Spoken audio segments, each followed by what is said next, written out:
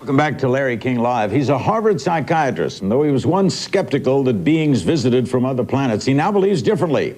And hundreds of people claimed to have been abducted by aliens have gone to him looking for help.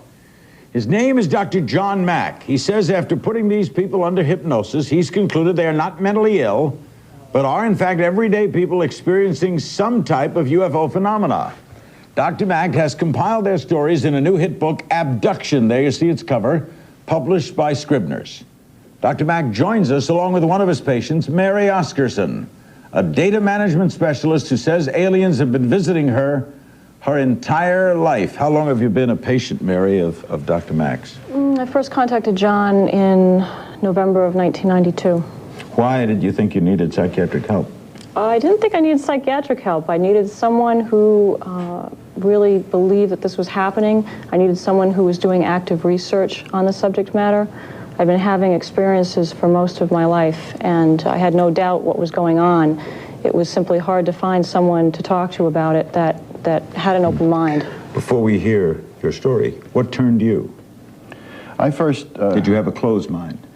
When I first heard about Bud Hopkins, this painter in New York who took seriously the stories of people who reported being brought up into spacecraft by alien beings, I thought there must be something wrong with this man and that he must be describing some new form of mental illness. But then when I went to visit him and heard the stories that he was telling me, began to see the people myself, and now have worked with approximately 90 people who have had these experiences, what is extraordinary about it is the consistency of the stories amongst people who are of sound mind, who come forth very reluctantly, as Mary has, who doubt their own stories, who describe what they've gone through with great emotion. Are you saying then, doctor, that it happened to them, or that they firmly believe it happened to them?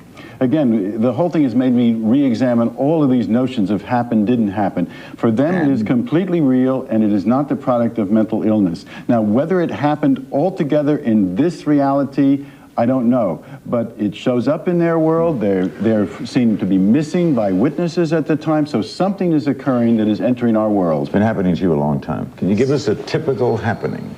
What happened to you? Well, it's never a typical happening. When was the last one? The last one was April 11th. This year? That's correct. What happened? Well, I had a visit from several beings, and there were also several humans present at the time. Now, these beings came through the door? Very often, no, they don't come through the door. Very often, with my experiences, they literally materialize in front of my eyes. You don't see spaceships? I have been inside of ships. I never get to see them from the outside. I'm always on the inside. How do you get in? Usually, I am transported through a window. And why do they keep coming to you? Do they converse with you? Do they communicate to you? I think there's more communication now than there used to be. What are they telling you?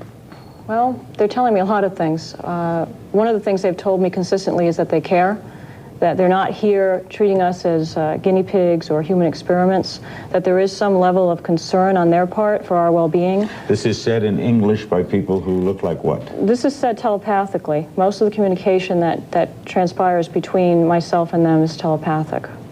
Isn't that the first trigger a psychiatrist says, mental illness? I'm hearing things telepathically. The radio is talking to me. People are telling me what to do. I'm hearing voices. You might think so, but in these cases, these people have been examined by myself. They've been tested psychologically. They are of above average intelligence. They are of sound mind. They've been shown as of superior mental functioning by the testers. So there is not indication of any kind of psychiatric condition that can account for this that I've been able to find. Do you, Mary, telepathically respond back to them? Yes, I do. Have you ever asked them the basic, simple question? Why don't you land at the White House? No, I haven't asked them that. My concern is, why do you come here to see me? And what do they tell you? The answer is, because we care. Okay, but I mean, why did you ever ask them why they didn't go see Madame Albright? Or why they didn't go see...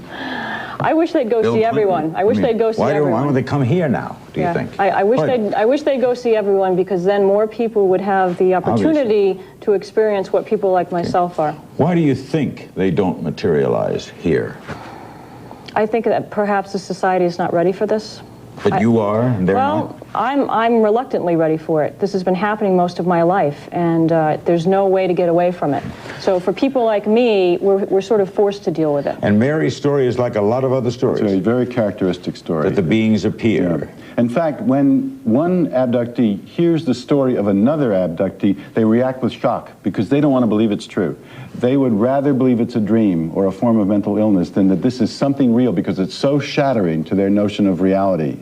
And that's happened over and over again among the people I've been working with. Do you travel on the ship? Yes, I have. Too? We're in the ship. We don't go anywhere else that I know of. Usually, when I'm inside of a ship, I have medical procedures performed on me, and I have the surgical scars to prove it afterwards. Can you show us any? They're not in a place where I'm willing to show you.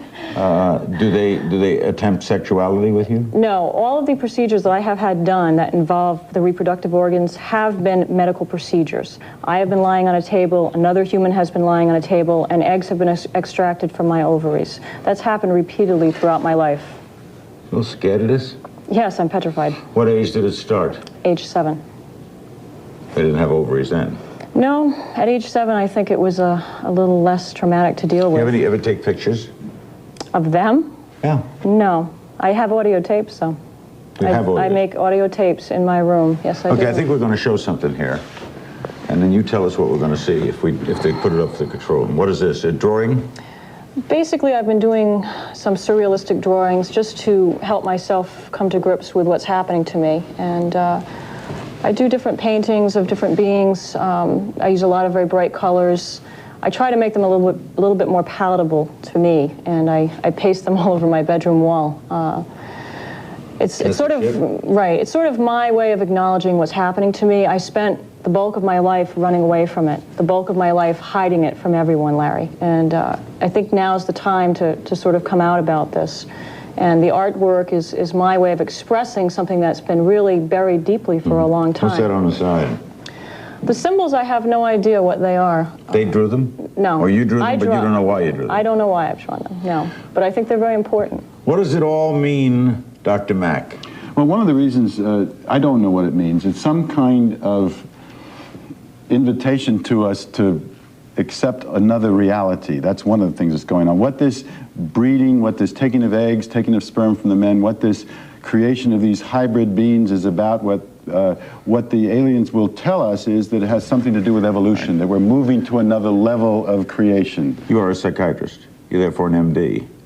Have you examined Mary? Have I done a physical examination on Mary? No, I haven't, but I've seen... God, when you want to do it? No, I have looked in the case of many abductees who have marks on their body, or scoop marks, or in the case of one man who had a number of these lesions in a symmetrical arrangement, and the critics will often say, well, they're self-inflicted. This man happens to be a quadriplegic, and he can't do it. Have you seen implants? I've been analyzing the implant that came from the nose of one of the people I've been working with. I thought at one time the implants would give us that smoking gun of proof that our Western mind likes to have so much. But what I find is that the implant, and others have found this too, are not made of some strange, bizarre metals that's going to give us that proof that this is extraterrestrial. Can your OBGYN help? Has my doctor helped? Can he say publicly, well, there are some things that Mary has, nobody has? I think that he's always been very confused about some of the things that have gone on with me, and for a long time I didn't tell him what was happening. I've had about 6 ovarian cysts, all of which have come after encounters with these beings. We're going to be joined by the aforementioned Bud Hopkins and a psychologist, Dr. Baker from Lexington, a critic of this. This is Larry King Live. Don't go away.